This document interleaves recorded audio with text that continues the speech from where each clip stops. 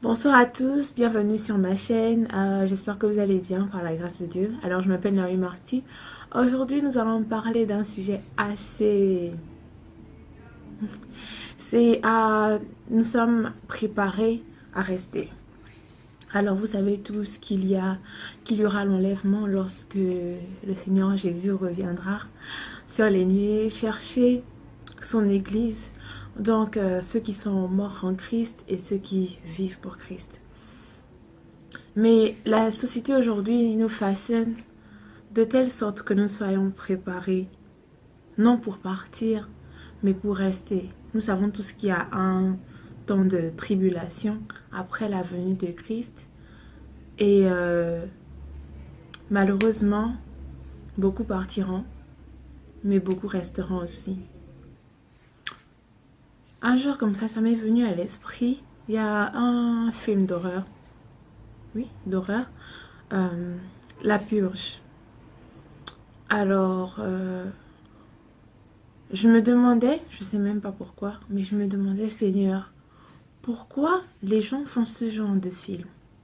Je tiens à dire que ça fait super longtemps que j'ai regardé ce film, mais vraiment super longtemps. Et je me demandais pourquoi les gens font ce genre de film.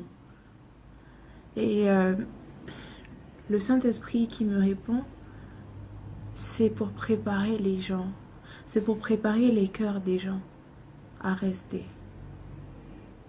Je vous explique brièvement c'est quoi l'histoire du film.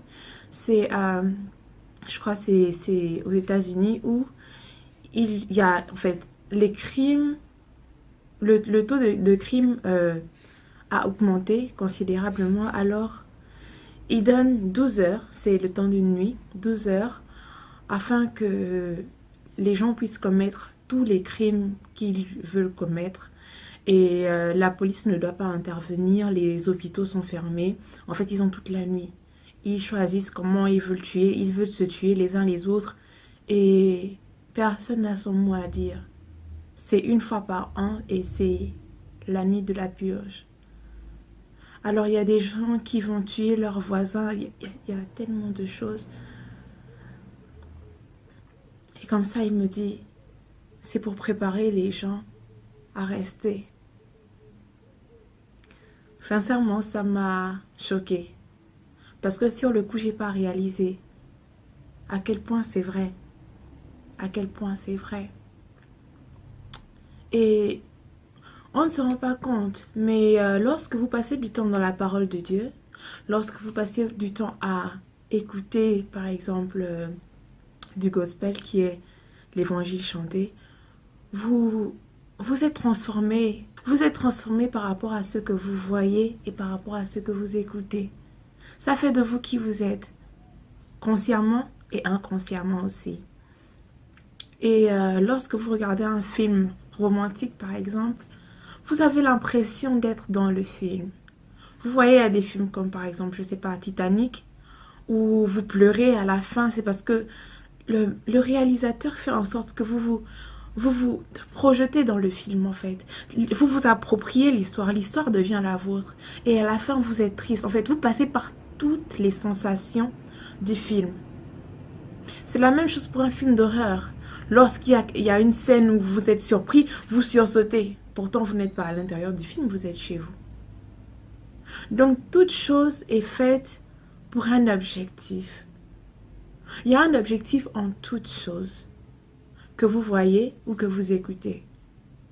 Et ça va dans votre subconscient. C'est comme la musique. Laissez-moi vous dire, si vous ne connaissez pas Martin Piquet, c'est un de mes chanteurs préférés.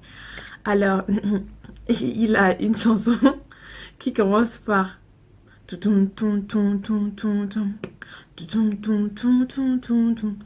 et inconsciemment, nous sommes allés à un de ses concerts il y a 2 semaines.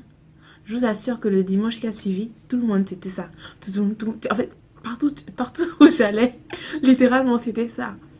C'est c'est inconscient en fait. Et après vous dites, ah, où est-ce que j'ai écouté ça? C'est la même chose. Alors pour revenir à la purge, le Seigneur m'a donné ce message depuis, hein, mais il y a eu beaucoup de choses. Donc le temps de se poser et de filmer, c'était assez chargé. Et il y a un ami qui m'expliquait une situation il y a quelques jours et il a mentionné ce film. Il a mentionné ce film. Il m'expliquait que en fait, c'est quelqu'un qui a un cœur tellement simple. Et il me disait, mais il y a cette personne-là qu'il n'arrive pas à aimer. Que c'est bizarre, parce que je sais que c'est quelqu'un qui aime tout le monde, qu'il n'arrive pas à aimer. La personne ne lui a rien fait. Et il me disait, non, il faut vraiment prier pour moi par rapport à cela.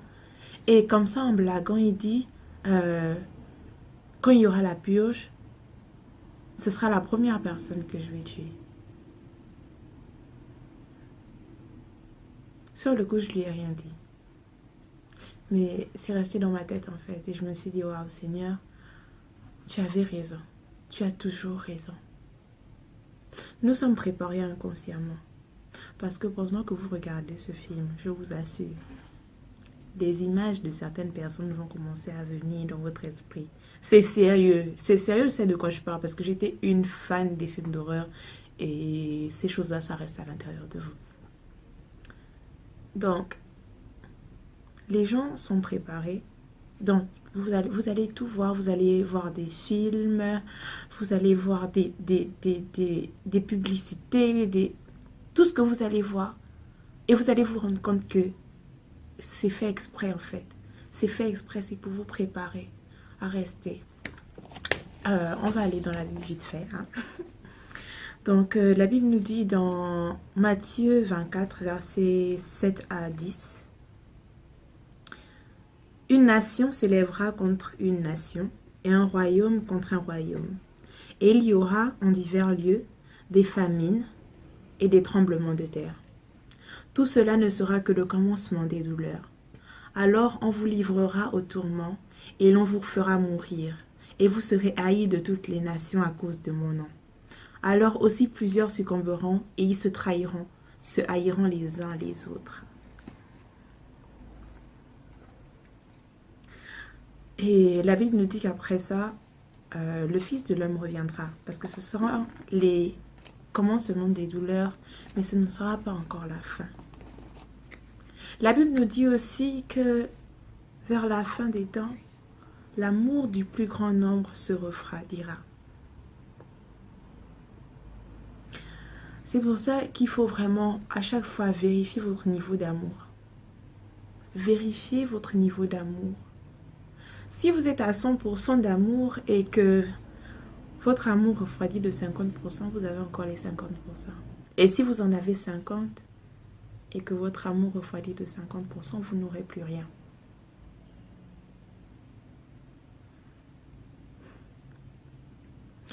Imaginez, ça va venir, vous voyez, ça arrive. Nous le savons, c'est écrit. Mais imaginez que l'amour du plus grand nombre se refroidit.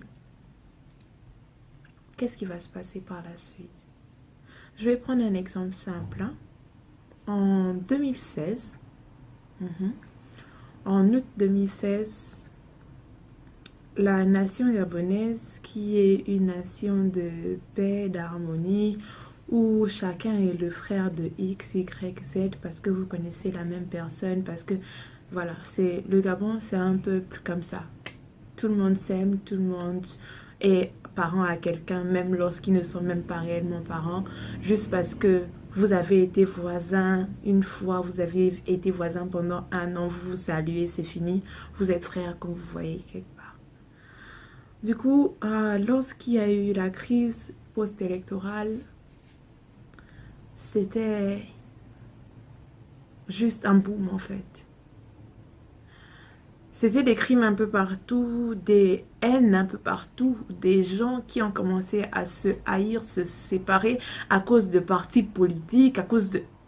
Même dans les familles, hein, même dans les familles.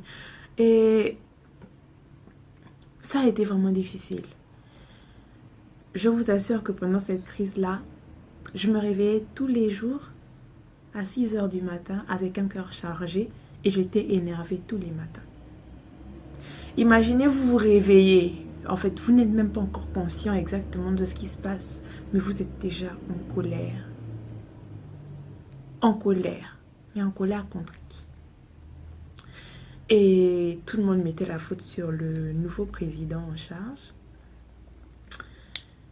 Un jour, le Seigneur m'a dit de faire attention à mon cœur. Et il me disait, plus tu es envahi par ce sentiment de colère, ça te ronge à l'intérieur. Et il me disait, et si cet homme-là me donnait sa vie ce soir et que j'arrivais demain matin, où ira-t-il et où iras-tu? Ça m'a juste... En fait, je me suis dit, mais c'est tellement vrai.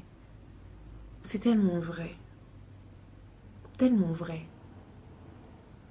Pourquoi se laisser envahir par de tels sentiments?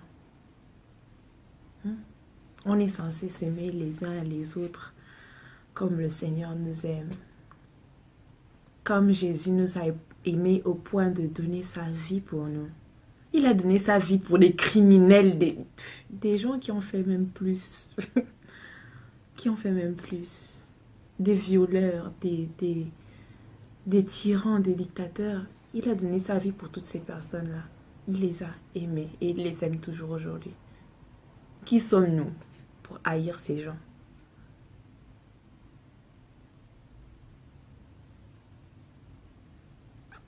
C'est vrai qu'il y a eu des crimes où voilà, X a tué Y dans différents partis.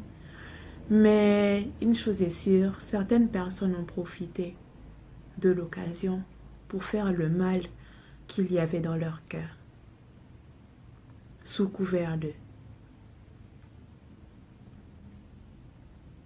Et lorsque les douleurs vont commencer, il y aura alors beaucoup d'occasions, afin que les uns puissent se haïr et se trahir. Il y aura beaucoup d'occasions.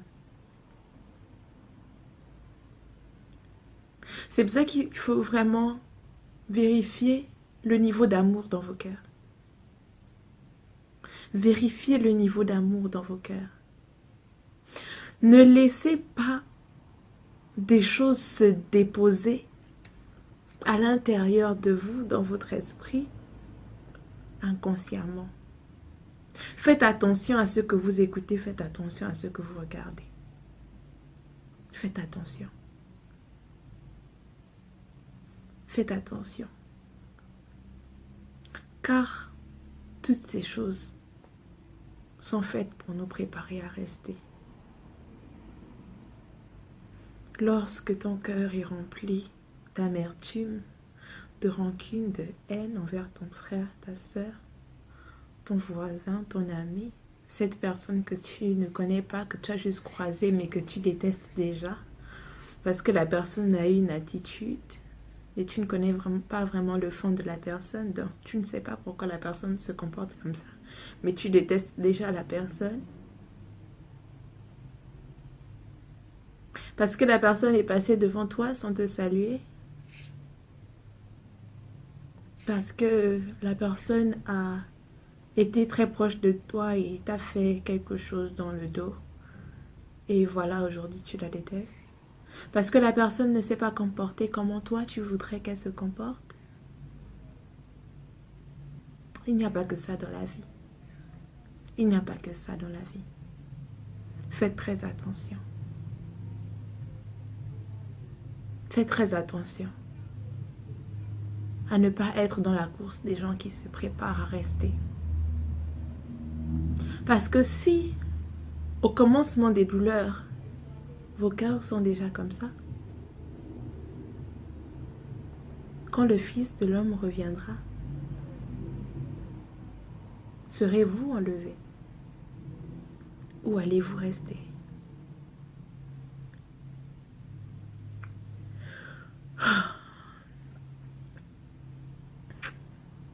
Je me suis réveillée ce matin, le cœur plein de joie. Vraiment plein de joie. Une joie inexplicable, une joie... Voilà. Et quand je méditais avant de venir dire ce message, mon cœur a été rempli d'une certaine douleur, vous savez. Une certaine douleur parce que toutes ces choses sont en train d'arriver. On les voit partout, toutes ces choses sont en train d'arriver. Oui, on prie en langue. On est tous les dimanches à l'église, tous les mercredis. On ne rate aucune réunion, oui. Mais est-ce qu'on vérifie le niveau d'amour dans nos cœurs? Est-ce qu'on est de ceux-là qui s'apprêtent à partir ou de ceux-là qui s'apprêtent à rester? Faisons attention dans nos conversations, dans ce qu'on regarde au quotidien, dans ce qu'on écoute, pas forcément la musique, hein, parce que beaucoup de gens sont sur la musique du monde et tout ça. Bref, je ne vais pas revenir dessus, mais faisons très attention.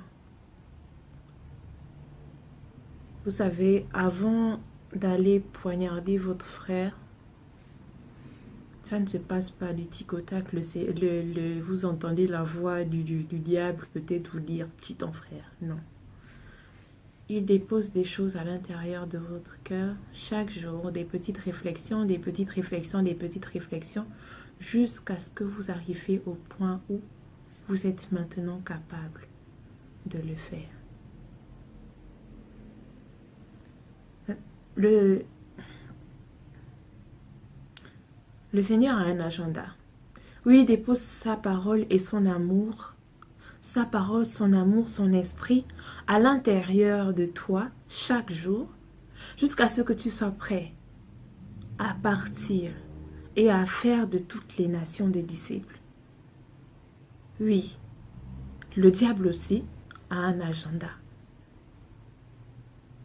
De la même façon que Dieu veut que tu sois cet instrument-là qui aide tout le monde, le maximum de personnes possibles à être prêts pour le retrouver, c'est de la même façon que l'ennemi veut aussi t'utiliser pour que tu sois cette personne qui emmène beaucoup de gens en enfer. Parce qu'il n'a jamais rien créé, il fait du copier-coller. Mais lorsqu'il colle, il modifie. Donc, faisons très attention. Faisons très attention. Préparons-nous pour partir. La Bible dit, une sera prise, l'autre laissée.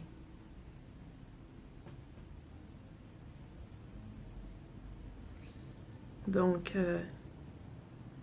c'est tout ce que j'avais à dire pour ce soir. Passez un excellent week-end. J'espère que quelqu'un ce soir a été, comment dire, alerté par quelque chose.